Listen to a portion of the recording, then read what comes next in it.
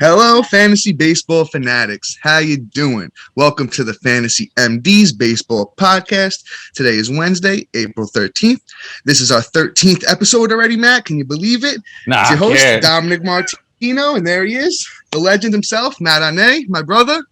You ready to do this one, man? So much baseball information and news, and it's just a lot. And I'm excited to be doing the pod, my friend, especially with you. Oh yeah, man! This is my favorite time of the year.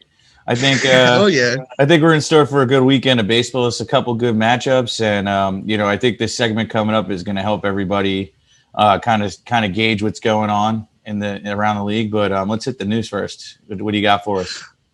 All right, yeah. So the big one, and as I said, today is Wednesday, April 13th. So you're gonna be hearing this tomorrow, which is Thursday. But today there was a crazy game. I watched it myself. The Dodgers, Clayton Kershaw, against the Minnesota Twins. He went 7 perfect innings with 13 strikeouts, Matt. It was beautiful. He was working the breaking ball, the fastball looked sharp and crisp. Everybody was swinging and missing at everything, and he had 80 pitches, and Dave Roberts decided to pull the plug on him. I'm upset about it personally. I think he could have possibly thrown a perfect game. There's only been, I believe, 22 or 23 of them in the history of the game at like 22,000 games played, and it's just we could have seen a big moment in history today, and I'm sure it's going to be talked about for a long time coming.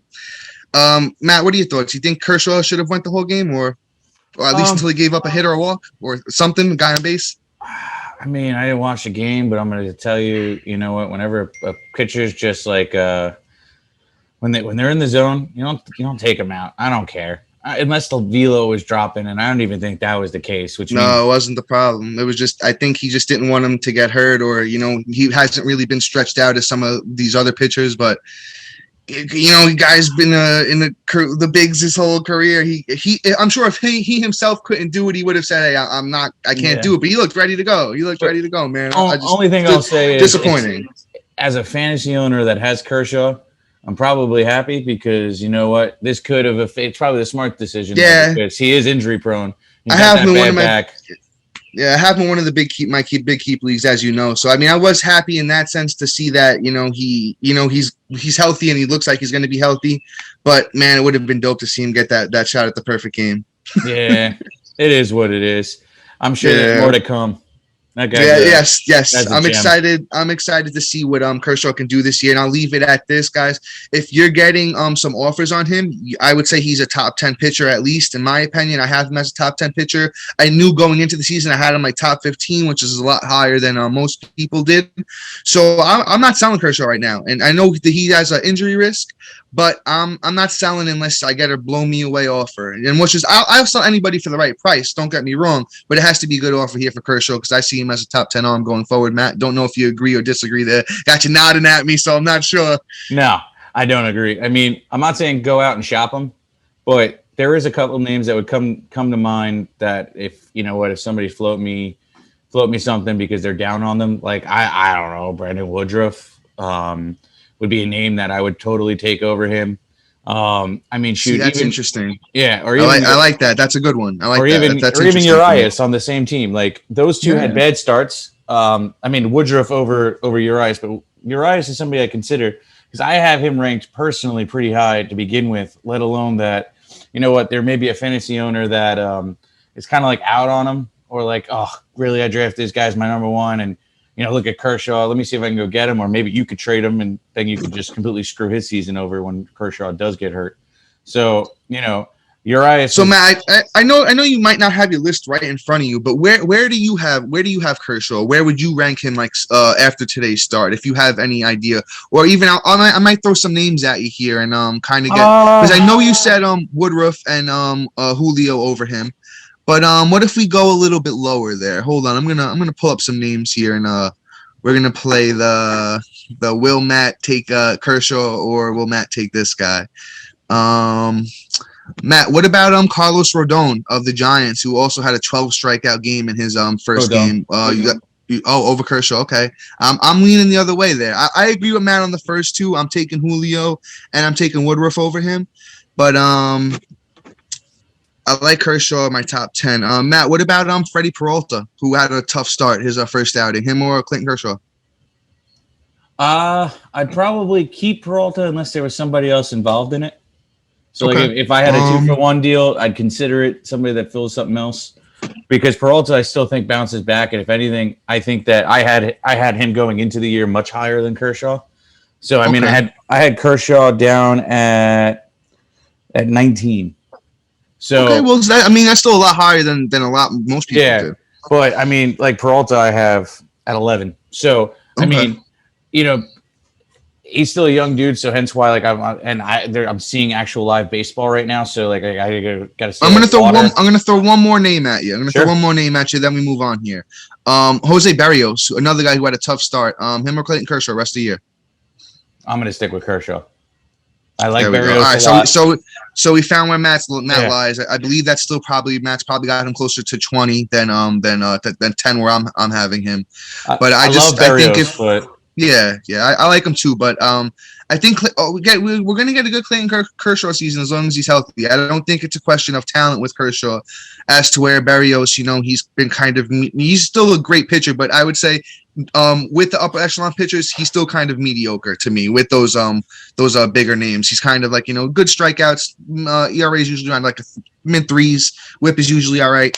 But all right, we're gonna move on there, guys. Kershaw, just me and Matt both agree he's a great pitcher.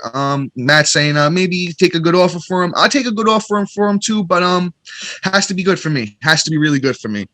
Okay, so next here, something we touched on in the last episode, but we got a little bit more information here. So it officially looks like Blake Snell is going to hit the IL, and we might get some Mackenzie Gore, who is a very interesting prospect. Looks like he might get the start Friday against the Braves. I will say this. I'm not starting him. I didn't pick him up anywhere. After the podcast, I'm actually going to look. I have a couple of public leagues he might still be floating around in. Might try and snag him in one of those. But Mackenzie Gore, it's going to be an interesting ride because I think he might get a couple starts here. Hopefully it's a better opponent in the second one than the Braves, who have been hot. Matt Olson swinging a hot bat. Ozuna swinging a hot bat. Matt, what are your thoughts here on Gore? I know you like him a little bit. A little bit ain't the word, but understatement, right? Understatement of the year. Yeah, but I will say I am not starting him against the insanely talented Braves. But it's going to be interesting to see how he does. I want to see where the control is. I want to see what his whip's going to be at the end of the game. I won't be surprised if he gets lit up. It's his first big start, and you go against a bunch of heavy bats. But I'm not dropping him. I'm picking him up and stashing him for his next start if he gets a next start, which, I mean, ultimately, if you think about it, IL is a minimum of 10 days. They didn't say if it was going to be retroactive or anything, but I still think Snell is going to miss at least one more start and possibly two because it is soft tissue and it is something from last year. So this could be a little bit longer of a stint. Hit the nail on the head, brother. So, it could be to stay. I just hope that, he doesn't get too badly rocked and then they start considering Lamet putting back into the rotation instead of him. So that's the only person that really scares me that they have in that bullpen that can possibly take that job from him if he doesn't step up and take it because it's his to lose. Yeah, I agree. I think Mackenzie Gore has a lot of upside here. As Matt said, the big thing with Snell here is that same injury from last year, so that kind of makes me a little bit nervous. I don't know. Maybe he needed more time to heal or something along the lines of that because as he's getting stretched out here, his one spring training start looked really bad. I watched it. It was like 4 walks, a couple runs. It just didn't look good. He didn't look right. I think he was throwing the changeup again, which is just throw everything out the door if he's throwing the changeup because it's just no fun. Blake Snell throwing the changeup predominantly looks really bad. We've seen it the last couple of years. As soon as he ditched it, he went back to Cy Young Blake Snell. So I think it's a little bit more of a head case with him. So it's let's see what Mackenzie Gore's got. I think we leave it at that. He's definitely a stash. You go pick him up if you got a spot. If you got Blake Snell, you go pick up Mackenzie Gore. It's easy as that. So now we're going to touch on the White Sox pitchers that have hit the IL. There's a little bit of news here. Looks like Lance Lynn's a little bit ahead of schedule from his right knee surgery. He's playing catch. He's playing catch. I was reading that from ESPN. They have a quote from Lance Lynn himself, and it looks like he said that he thinks he's going to be ahead of schedule.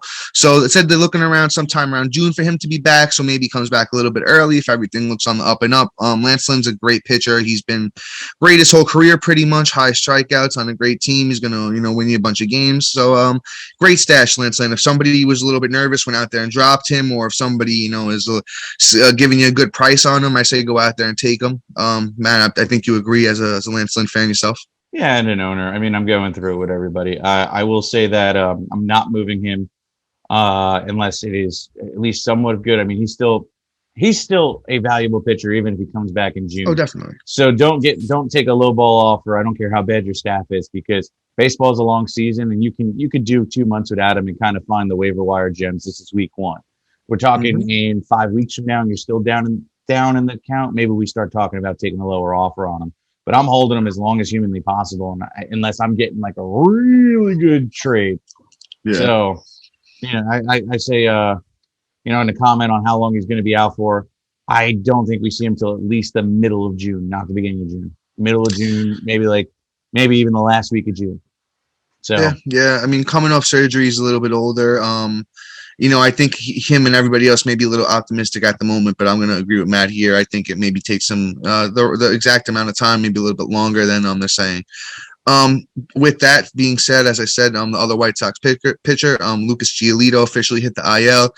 Looks like he's going to miss at least 2 starts. We're not 100% sure about everything after that, because that he hasn't started rethrowing yet or anything like that. We're going to take a quick break here, and we're going to hop back in, though, in a second, guys. Just bear with us here. And we're back, folks. Sorry, we had a little delay there, but we're back here.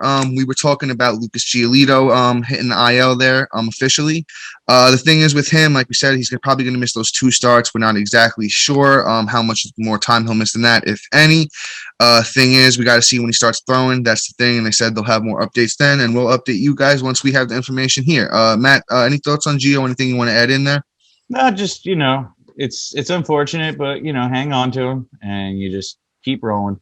Yeah, he's a top 10 pitcher, probably besides DeGrom, probably the best pitcher on the IL. So he's an obvious hold. And I don't sell him unless it's really like a great offer. Moving on to another pitcher that's really good when he's on the field, but hasn't seen a lot of the field recently. That's Trevor Bauer. Not going to get too much into all of the stuff that's going on with him, but his leave is extended till April 22nd. I'm not really holding him in any leagues right now. It's just that I think you're going to miss out on one of these big waiver wire pickups that happens every single year. And I feel like he's just going to be holding you down. Not even sure if he goes back to the Dodgers. For everything I've heard in the offseason, that Dodgers don't want him there. Dave Roberts had some big comments about him. You guys can go look those up, because as I said, we're really not going to get into all that here. That's not what this podcast is about. It's more about just hitting you with the fantasy news. And he is fantasy relevant when he's out there. So right now, I think he's not a stash for me, Matt. I don't know if he's a stash for you or not, my brother.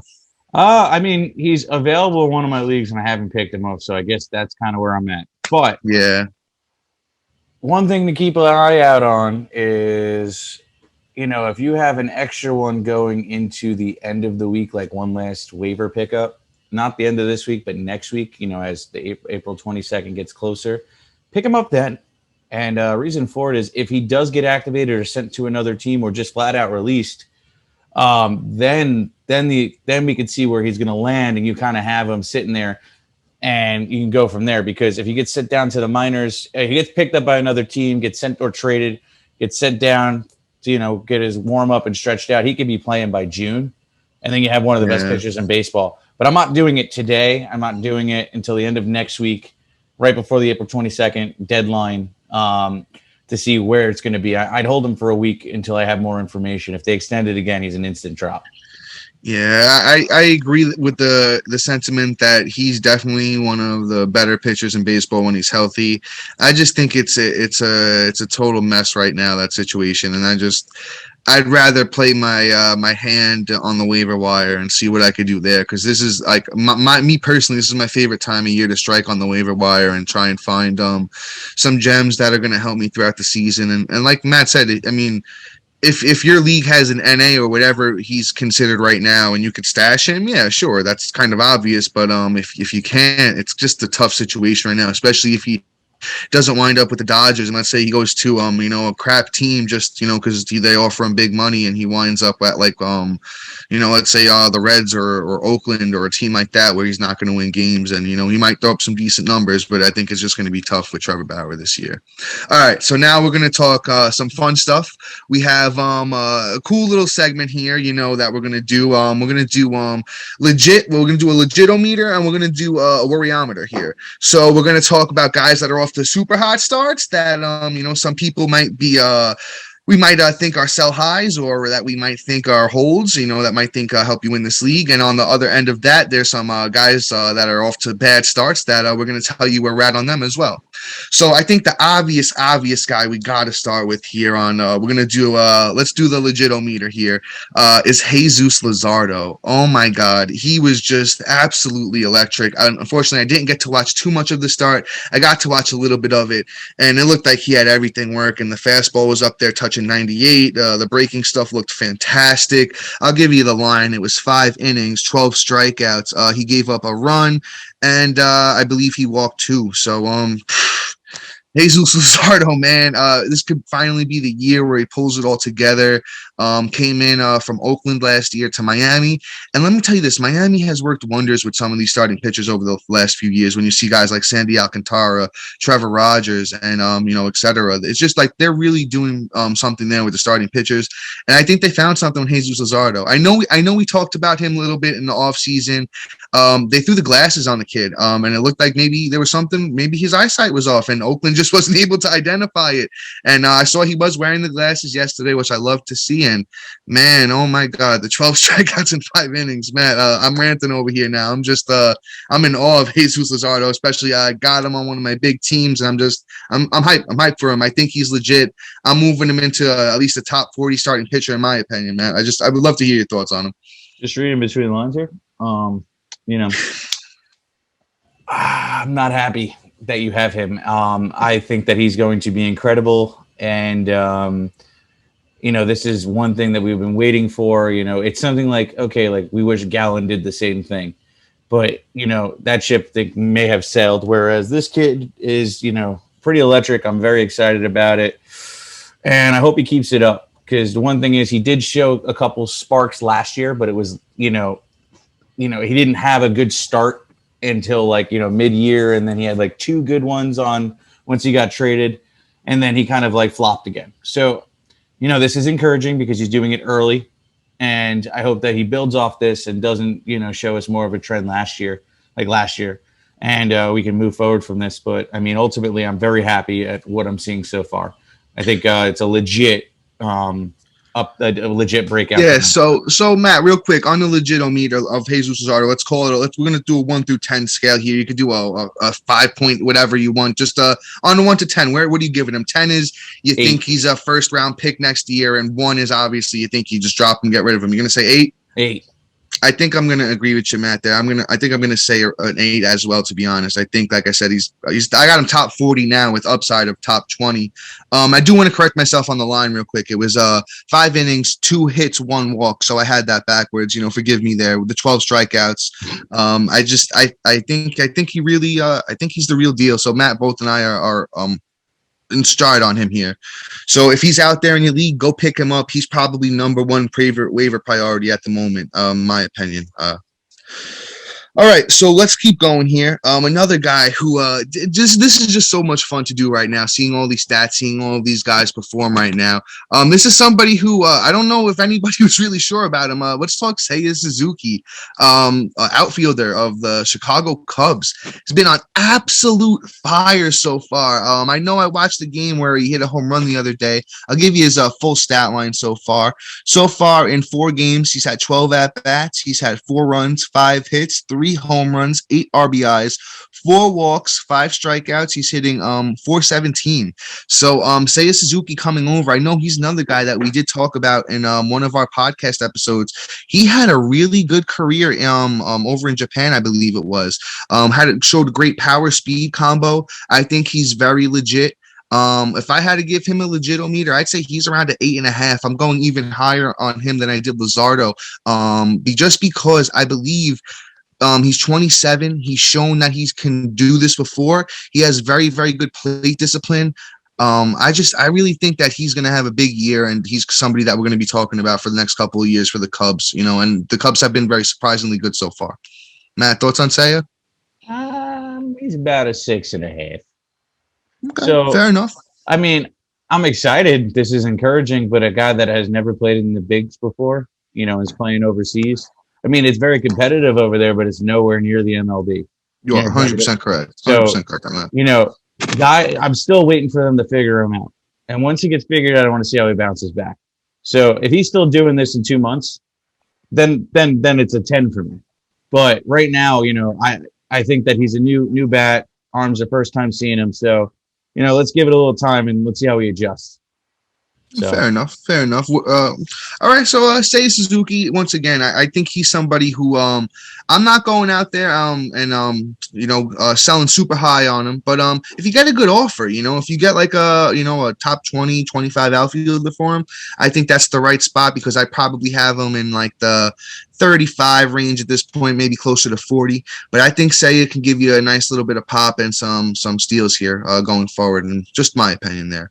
Yeah, I don't think anybody gives you a top 20. Yeah, I mean, if that's why I'm saying. That's why I'm saying if you can go out there and get it, go ahead. But you might not be able to do it. But once again, if you can do it, be my guest and go out there and steal from these poor folks in your leagues at the moment. Matt, you want to pick anybody here off the list? Because I know you got it over there. And I'm choosing and picking over there. So why don't you take the lead on one here? Yeah, let's do my boy on the legit-o-meter, Ke'Bryan Hayes. So that's a good one. So Dom did not like him going into the season. Let's just be honest here. And I was a little down on him. I'll be honest, especially with the injury. It made me a little nervous on him coming into the year. I'll definitely admit that. But I'm not to blow up your spot, but I was pretty high. I had him as my 13th overall baseman going into the year. And this is why, I figured I don't think he's going to be staying at this crazy high batting average, batting 500 on the year right now after today. But I do think that, we get a pretty good batting average out of him in the 290s. And I think the steals are going to come. And I think that he's going to have a boatload of, we call it ribbies, because he's going to be bringing everybody home. But the only thing that's going to be his deficiency is going to be his runs, because there's nobody on that Pirates lineup really besides him right now. So that's the only thing that is his downside. So, for me, he's about a 7. At third base, he's about a 10, because third base is putrid. And, things are going to happen this year, and he's going to be somebody you're glad that you drafted late. And it's probably going to end up being like an everyday starter and a big steals guy for you. So with Ke'Bryan, I'll tell you this. I was a little bit lower on him coming into the year. I know how talented the kid is. He's a high-end prospect, and I do like him as a player. The only thing that really worried me about him was the injury coming in, and then as Matt mentioned, he's on the Pirates, and the Pirates just kind of look pretty bad so far. And with him being the only guy really on that team worth noting, I don't think the runs or the RBIs are going to be too high. I think he'll provide nice pop and speed combo. I think he definitely gets over both 10 in both of those departments. I think he's closer to 20 home runs, maybe closer to 15 steals. I think he can hit 300 in my personal opinion. He has a great batting average. The thing is it's just the Pirates for me, man. If he was on a better team, I think he would fly up list. Like Matt said, though, third base is a bad position. So I would go out there and see, put some feelers out there to see maybe some people are looking to get rid of him. Maybe you could get in there, sneak in, throw a little offer at him. If you're high on him, I'll just tell you this once again. Yeah, or if you're an owner of Ke'Bryan, you can go out there and sell high. I'll tell you that I'd probably be more in the sell high boat than trying to trade for him at the moment. On the legit-o-meter, I think as a player, he's a 10. I think he's legit. The skill set for him is legit, but for fantasy purposes, I'm gonna throw him at like a 7.5. Just in the sense of, I don't think there's going to be a lot of runs and RBIs. Because like I said, I don't know if I read it. Matt, did I read the stat line here for the season or no? No, I did. Okay, yeah. So the thing is, he has 9 hits already, and it's only 2 RBIs and 4 runs. So it's not like Yeah, and I don't know. Yeah, and he has a steal. The thing is, I'm just saying I don't really see huge runs and RBI potential in my personal opinion. But I do love Key Bryant as a player. He's legit himself as a player. It just sucks that he's on a bad team and he signed that long-term deal. So unless the Pirates decide to make some moves, it's just gonna be a lot of empty home runs and steals and batting average in my opinion, which is still obviously useful in fantasy leagues at third base. Matt, you got another one there? You want to hit another one, and then we'll go. How about we go 2 and 2 each? You could throw one more, and then I'll go 2, and then we'll just keep going back and forth like that.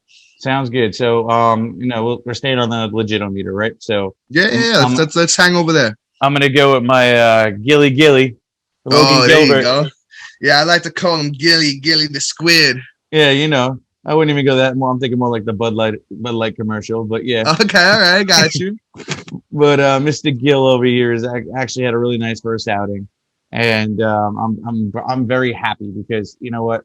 Last year it kind of looked like okay, he was falling off a little bit and kind of like up and down, but he came out here strong. His first time at the mound against Minnesota, who does have a little bit of talent that he had to throw against, not the whole lineup, but at least at the top of that lineup. And he did go 5 innings, 7 Ks, which is very, very nice. So that K per 9 is really there with a 1.80 ERA and a 0.8 whip. So, I mean, that's a very strong outing for the year 2 pitcher. Somebody that really didn't see a lot of play last year. Let me see how many innings he had last year. He had a grand total 119. 119. So, I mean, it's not really like a whole season, but you know what? I could see them letting him loose this year. Yeah, they definitely let him loose now. And the opportunity is his to take, especially on that Seattle team that's, growing and being better and better. I think that there's a lot of upside for him. And quite honestly, he was the number 1 pitching prospect in baseball last year. And he's starting to show it. And man, oh man, if that pans out, he could be a top 15 arm next year, in my opinion. So, that's a 10, 10, 10, 10, 10, 10, 10 for me. Yeah, with Gilbert, I believe he's fully legit as well. I'm there with Matt. I don't know if I'm at a 10 on him. I would say right now, probably another guy that I'm. See, the thing is I want to go 8, but I'm gonna be like the weirdo, and I'm gonna go like 7.9. The thing is that I totally love about him is that I heard he was working with DeGrom in the offseason. So anytime you hear somebody's working with Jacob DeGrom, best pitcher in baseball, you love to hear that. And he looked, like Matt said, he looked great in that first start. He only walked 1, which was great to see, keeping those walks down, keeping the guys off base. And last year, I do want to point out, yes, he had a 4.68 ERA, but the whip was 1.17. So he was very good at keeping those guys off base last year. And if, he gives up a few less home runs, I think it's the sky is the limit for the kid. I think there is a very good chance that he has a breakout year, and we're drafting him as a top 20 to 25 starting pitcher next year. Once again, I think the Seattle Mariners team is going to be good, so he is going to pick up a good amount of wins there as well. So with Logan Gilbert, I'd be going out there and once again throwing some offers. I don't know if I'm selling on him though. I don't think I'm selling on him, to be honest. I think he's going to be very good, and you're going to be disappointed if you sell on him right now because you're not going to get like a big offer, in my opinion, from anybody. To be honest, you're not getting him off anybody either. Everybody right now after week 1 is going Gilly because you got him nice and reasonable, and it's going to be an exciting year, and everybody can smell it and taste it, and it could lead you to a fantasy championship. Oh, I don't know if I'm going that far, but I think he could be a part of a championship rotation for sure. So all right, we're gonna stick here on the legitometer, and I'll bounce back with one of my boys, somebody who I think I have on literally every single one of my fantasy teams because he was just going super late, and that's Marcell Ozuna. He's been carrying me in Beat the Streak, which we will mention here at the end of the episode.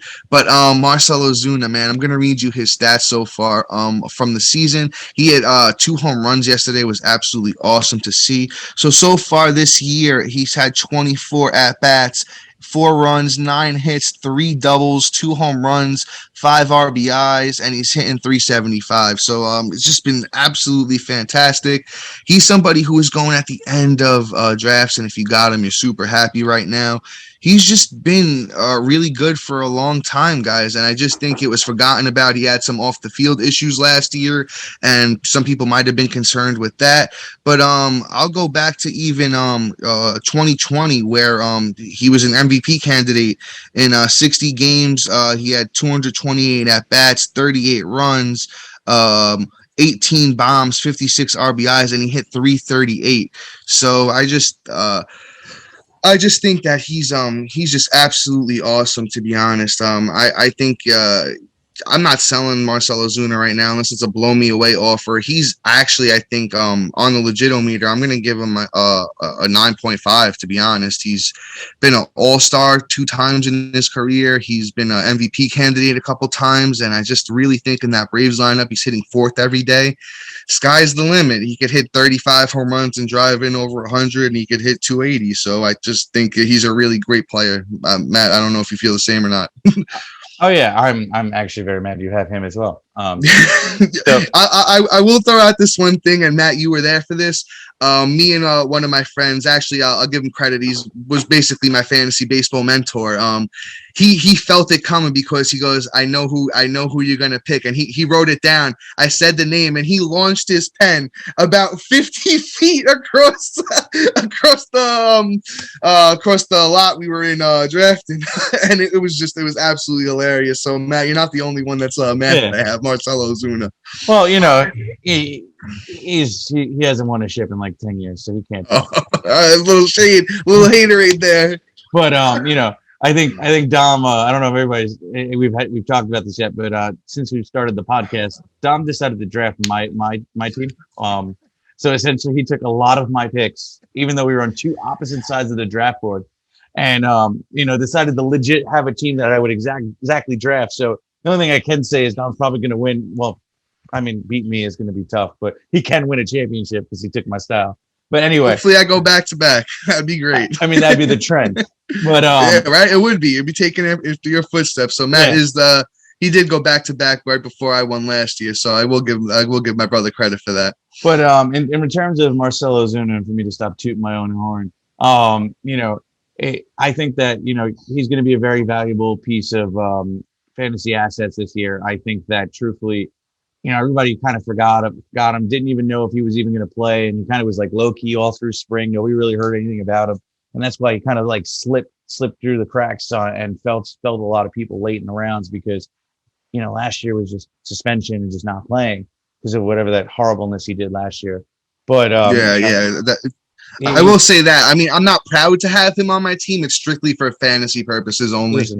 Listen, fantasy is life. So like, it's a business. Yeah. You got to run it like a corporation. Exactly. And that's just about it. But anyway, and for fantasy purposes, I think that he really did slide down the draft boards because everybody forgot about him, and whoever did capitalize, like you, is going to make out like a bandit, and he's going to be one of those like big time utility guys for everybody. So. All right, Dom. Let's do one more of the legitometer, and then all right, and then let me just the Wario-meter. You could pick your guy. Yeah, I'm trying to pick my favorite here. We do have a lot of names, and I'm gonna go with the young kid because you know what, a lot of these other names people might be familiar with. So let's talk about somebody that people might not be familiar with, and that's Jeremy Pena of the Houston Astros. He's absolutely been fantastic so far. He's been hitting second every game. I'll be honest, Matt. You know what the funny thing is I was listening to some other people talk about him earlier in the day, and they pointed out something to me that I didn't even notice, is that they moved Kyle Tucker down in the lineup to hit Jeremy Pena second, which is crazy to me. So they must really believe in Jeremy Pena. I mean, I'll read you the kid's stats so far on the year. So far in 5 games, Pena's had 20 at bats. He has 2 runs, 6 hits, 2 doubles, a bomb, a steal. 1 walk to 5 strikeouts, which I don't like actually, and he's hitting 300. But it's encouraging to see him hitting at the top of that lineup. He's a high-end prospect. The last few years, I actually like his numbers here. As I got them in front of me, he's a great batting average guy. He hit in the last few years, it was 291, 297, and 306. So he's got a little power speed combo. I just think it's cool to see that him excelling, shortstop, deep position, but hitting at the top of the Astros lineup. Astros look pretty good so far. I think he has some good upside. I'm on the legit meter. I'm gonna give him a 7. I think he's not somebody I'm rushing out there to go and get, but he's somebody I'm definitely keeping my eye on. I'll say that much about Jeremy Pena. Yeah, I mean, I think you hit it right on the head. I think that he's very intriguing this year. He's about a 5. I think that he's going to be somebody that maybe tapers off. Honestly, this is his first real shot. So again, I want to see how he does in a couple weeks, how he adjusts once guys figure him out. Mm-hmm. And I think that, with a week into baseball, the moving down of Tucker is more of an experiment than it is more of a trend. So I hope so. To be honest, I think Tucker's upside is like a top 5 outfielder, and yeah. I don't understand why they're doing it. I know Pena's been hot, but I mean Tucker had a 2-bomb game, but it doesn't make a lot of sense to me. I agree with you. A lot of managers move guys around throughout the lineup. I mean, Kyle Tucker's one of those guys where you kind of want to just like you can put him anywhere in the lineup and he's going to be successful. So I mean, if he's going 5, if he's batting 5 or 6.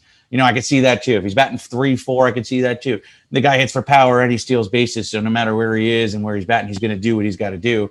And I think that, it's more of probably just giving Pena a little bit of exposure, especially since he's hot. They're going to lean on that hot hand and then kind of move from there. We're going to see both these guys probably bounce around. And I honestly wouldn't be surprised if we're seeing a 1-2 punch at some point. So I hear you. I hear you on that. It's just more of me. I think Kyle Tucker's such a great player. They need to get him up in that lineup. And even if they want to, like as you said, even if they want to hit Pena higher, you could still keep Kyle Tucker higher than 6. It just doesn't make sense to me. I wouldn't be doing that if I was managing the Astros. I wouldn't be surprised if he's in the 3-hole or even the 1-hole at some point. Tucker. It's just. I have a feeling they're just trying to figure it out. They have a lot of bats in that lineup. So yeah, exactly. The lineup goes very deep. But as you said, Matt, here, let's move on. Let's go over to something a little bit less fun. Let's go over to the worryometer here. Is there anyone you want to lead off with specifically here, Matt? Yeah. You know what? Let's talk about a guy that everybody was probably pretty excited to talk about, probably going into draft prep season, and then kind of was a little disheartened at the fact that he was hurt, but then ended up being at the start, being ready for the start of the year. Wow, I just can't talk today. But rambling. Oh yeah, but I'll stop being a tease and I'll tell you the name. And no, it's Max Muncy. So. Oh, okay. Yeah. So I mean, I haven't lost hope in Max Muncy. I think my worryometer is probably about at a 3 right now, and the only reason is he is coming off the injury. He really didn't play much this spring, and you know what? He's in the Dodgers lineup too, which kind of gives him a bump right there. And to be completely honest, I think last year was more of a what is close to the new norm. There is going to be some negative regression, but not too far off. So, I mean, right now, granted, he's had 15 at bats. He's only had 1 hit. And he's actually he hit a home run today. I watched the game today. He did hit a home run today. So I mean, today could be the start of a hot streak. That's or just a rhythm. You know what? It's a game of numbers, right? You only have to hit the ball 30% of the time, and you're fantastic. And you're one of the best players. So this is the thing. We're talking 15, 16 at bats, and we're already out on them. I don't think that's to worry. It's not like this happened at the end of the year, or this is something that's continued on from spring. This is just, hey, I'm not loose at all. Let me figure this out. But the guy clobbered the ball today, so you know what? I'm going to bring my worryometer down to a 2.5. So. Yeah, see, Matt, I'm right on par with you there. I was gonna say 2 is where I'm at on the worryometer here with him. He actually had a pretty good game today. He had a bomb, and he looks like you pretty much like said it perfectly in the sense that with he's coming off the elbow injury in the off season. I believe he got surgery for it. So, he's not fully stretched out yet. It's give him a month and he'll be back to where he was last year, hitting bombs and everything like that. I think he's a great buy low right now. I know on Yahoo he plays multiple positions, and it's just a guy that you're really going to want to have on your team, first, second, third base. It's a fun guy to have. I had him last year. You could plug him in at any spot. He's in that Dodgers lineup. He's going to drive in a lot lot of runs. He's gonna has a lot of power. He's not a steals guy at all. So if you're looking for steals, look elsewhere. But a lot of runs, a lot of home runs, a lot of RBIs, and the batting average is going to be mediocre, probably around like 250-ish. But I think he's a guy that you definitely should go out there and throw out a few feelers on for Max Muncy. All right, I'll throw one out here, Matt. Let's see who I got here. Let's talk about Anthony Rendon, who's off to an ice cold start. Somebody who also coming off an injury last year. I'm not exactly sure of what the injury is, Matt. If you want to look that up, I would truly appreciate that, my brother. So I'll give you his numbers so far on the year, though. So far, Anthony Rendon on the year has 17 at-bats. He has 2 runs, 2 hits, a home run, 2 RBIs, and he's hitting 118. I think it's a very similar to a Max Muncy situation here with Anthony Rendon. I'm a little bit more worried about him because he didn't have a full year last year like Muncy did. So I'm going to go 3.5 here on Rendon. I just think he's in a great lineup. I think as he goes through the season, an older guy who's played a lot of baseball and has shown that he's been an all-star before and a very, very valuable player when he was with the Washington Nationals. I think you sit tight, you hold on him, and I'm not throwing offers out with the way I was throwing out offers for Muncy on Rendon. I think I have Rendon a little bit lower than Muncy in my opinion. I think Muncy's on a better team and he has more opportunity to drive in runs and hit more bombs. But I think when Anthony Rendon's going right, he's close to a 300 hitter. He's gonna, he's gonna get on base a lot. He's gonna walk. He's gonna drive in some runs on that good Angels team as well. I think Anthony Rendon is a pretty safe bet to bounce back later in the year as long as he's healthy. So I got the injury. So it was a hip surgery. Which ended the season last year for him. So that's kind of what happened. It looks like he froze, but I'm going to continue because he'll eventually come back in. We good. Okay. So anyway, essentially, I'm not worried at all, truthfully. He's probably got a little season jitters, but you know what? It's really encouraging. And I think it's just, hey, we're in season, a little butterfly action is spring training numbers.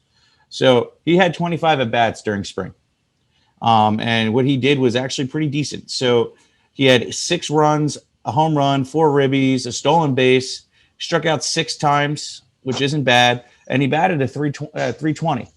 So, I mean, to be honest, for a guy coming off injury and then doing that in spring, I just think it's, beginning season jitters and, trying to figure some things out and the pressure's really on and he hasn't played in a year. So there's probably a little bit more of an anxiety on him. And you know what? We forget these guys are human beings at the end of the day. So it does take a little bit of the mental game to get back in shape of the Rendon of past. If anything, he's a trade target for me as well.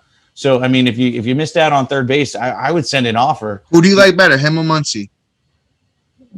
I'm just going to roll with Muncy like you because he's on a better team, but I really do like the Angels too. I mean, you got Trout, you got Rendon, you got Ohtani. Yeah. So, I mean, the team is really good and it's a crapshoot, but ultimately, I think Muncy just has more of an upside, especially since he has more than just third base eligibility as well. So that's another kind of play where you can be a little bit more flexible with him.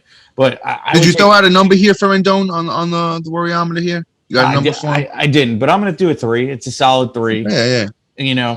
If this persisted another week, then we could start getting worried. But right now, I'm probably throwing out a really nice cheap trade and see what I can get. Somebody that's mediocre. That's I throw Brian Hayes at him.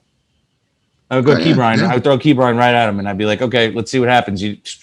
Let's see if we could. I think that's a great move. If you got Ke'Bryan, I would throw him out there for either Muncy or Rendon, and if you get either one, you walk away very, very happy with that. Yeah. So that's kind of where I'm at right now with that, and I think we can move on. So I got another guy that I want to talk about, and that's going to be Jose Berrios. So this one it has me worried at about a 6.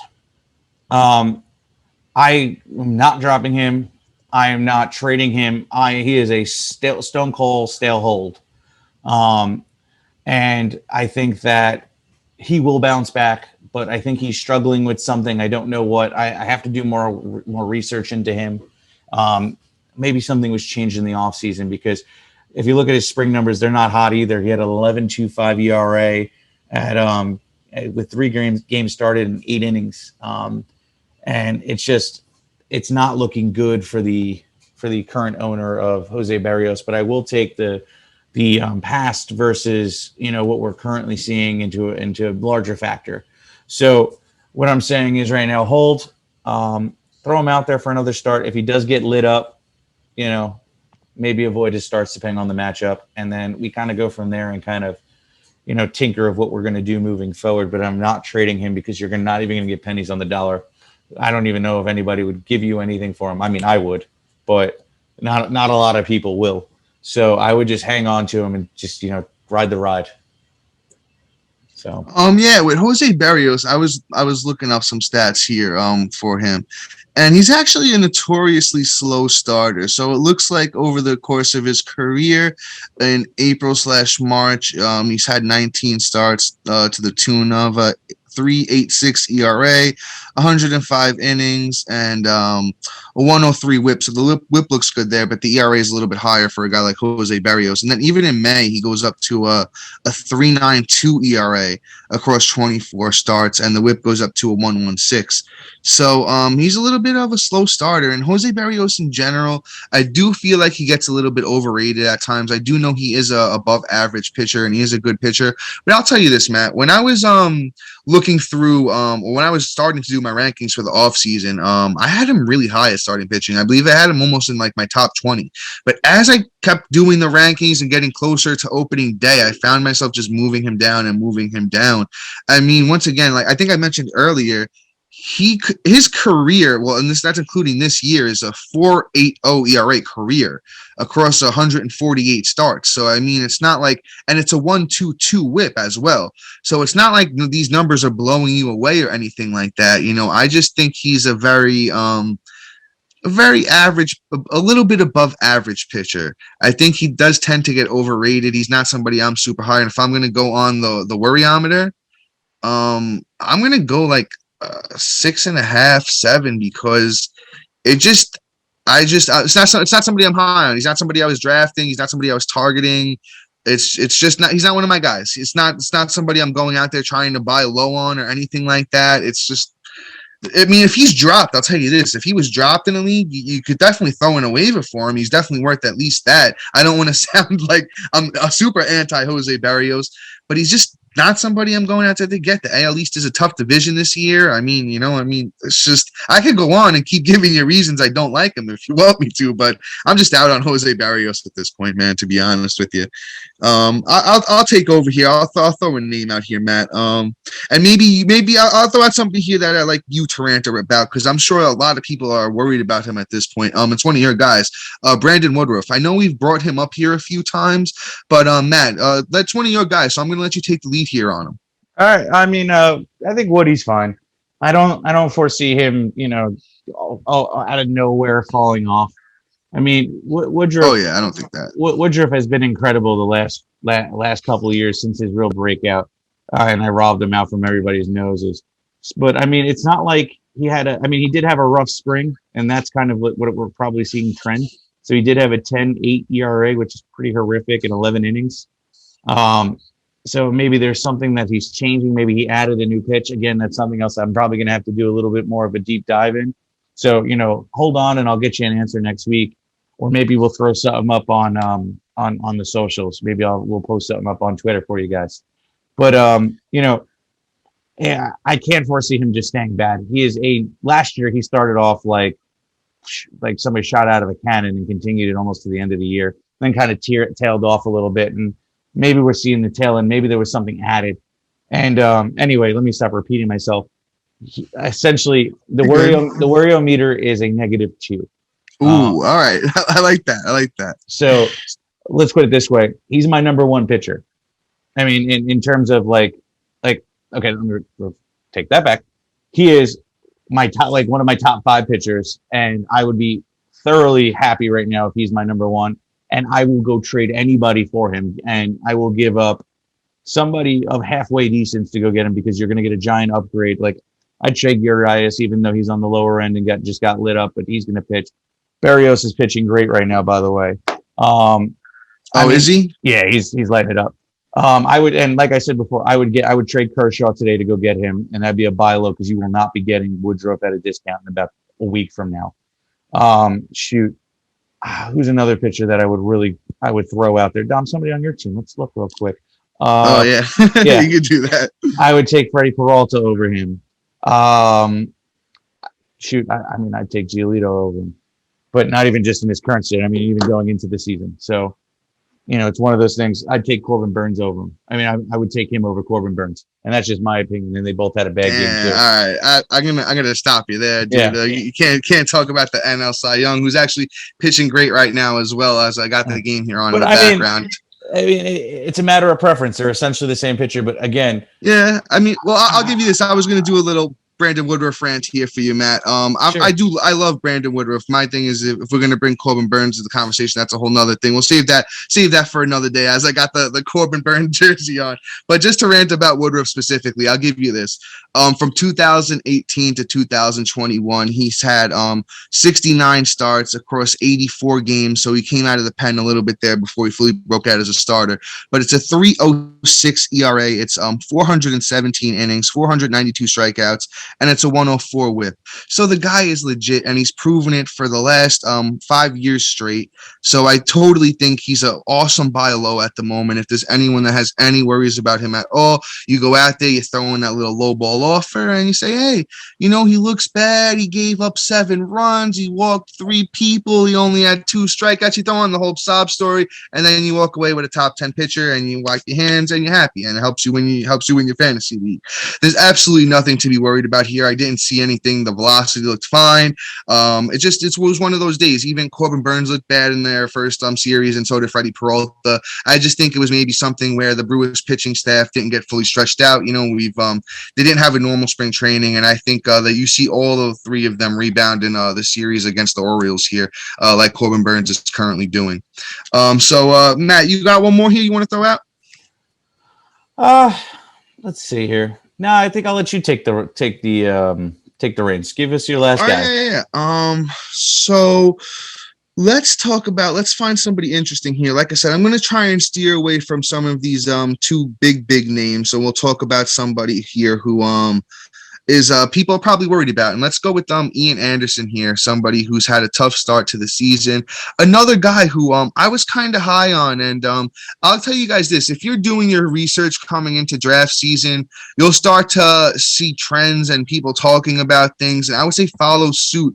I think, knock on wood, I think I did pretty good in my drafts so far. And I did a lot of studying. I paid a lot of attention to stuff. And somebody, Ian Anderson, who was seems to be trending down in the industry so far, had a really bad start in his first outing, and it was against the Cincinnati Reds, who don't look like they're going to be a great team.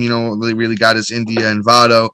He only went 2.2 innings. He gave up 3 hits, 5 earned runs, and 5 walks, and he only had 1 strikeout. So he's pretty concerning to me, especially as I'm somebody who was trending down.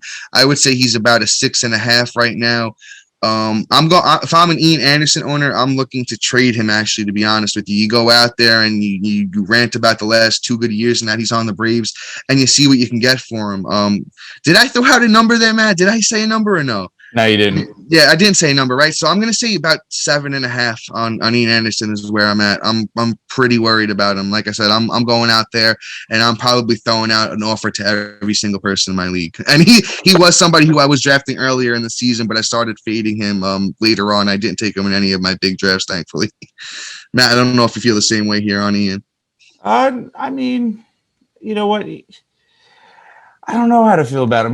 I'm going to give him a 6 because, he's somebody that, I really was high coming into the year. The spring was a little deflating, but I mean, he did have a good year last year, and the Braves are going to produce a lot. And I mean, if I'm looking, how many years has he been in the bigs? He's been in the bigs since 2020. So, I mean, I'm going to give him the benefit of the doubt. I don't know if I'm going out and shopping him around and kind of doing that. I think I'm going to give him a hold, though. I am worried, but I can't really see me wanting to move him because what I paid for him versus what I'm going to get for him just doesn't equivalate to of a value for me. I think that he's a hold, and let's see what happens. And if you don't think he's pitching well and he's not passing your eye test, but he's just outputting numbers in a couple weeks, then I say you try and sell high on him while you can before he flops again. But I don't think that's going to be the case. I think he bounces back. If anything, he's another guy. Try to get on the real cheap. Talk about his bad spring. talk about how bad that last start was. You know, and do whatever you have to do, lie, cheat, steal, whatever you have to do to go and get him. I think that if anything, you're going to get him at a nice discount. And you know what? If Dom had him, I'd probably be offering him a trade right now. Yeah, see, this is where we would have been able to work something out. But I think I navigated the draft in our league a little bit better than I did some of my earlier drafts. The thing with Ian Anderson, like I said, it looks like he didn't get a lot of whiffs in that first start. You know, he struck out one. The walks looked bad. It could just be an early season thing, and maybe he rebounds and looks better later on. But somebody definitely, I'm disagreeing with Matt, like in the sense that I'm not going out and looking to trade for him. I'm looking to get rid of him off my teams at the moment. Then like I'm not selling low. I'm in the sense of that, you know, if it's all bad offers, you know what, you hold and you see what happens. As Matt said, it is the Atlanta Braves and they are going to win games, and he could be a part of that, you know, as he was a part of the championship team last year. It's just I'm a little sus on him at the moment. I'm keeping my eyes peeled on his next starts very closely. So Matt, you want to move on here to anyone else, or we calling it a day here? I think we call it a day. Let's give everybody our whatever that thing is called. I'm having a brain fart. Oh yeah, well, sorry guys. So we're gonna end it here like we did last Wednesday with the Beat the Streak segment here. There we go. So far, I'll be honest with you. Once again, let's throw out the preface of we are not sponsored by MGM, who runs it, or anything of the sort. Even though we would love to be, we just think it's fun. You guys could all win some money here. It's a cool little segment. You got to download. It's now the MLB Play app. And you can win $5.6 million. All you got to do is 56 games in a row is guess a guy who's going to get a hit, and there you go. And you could possibly win yourself some money. So far, I'm up to 6.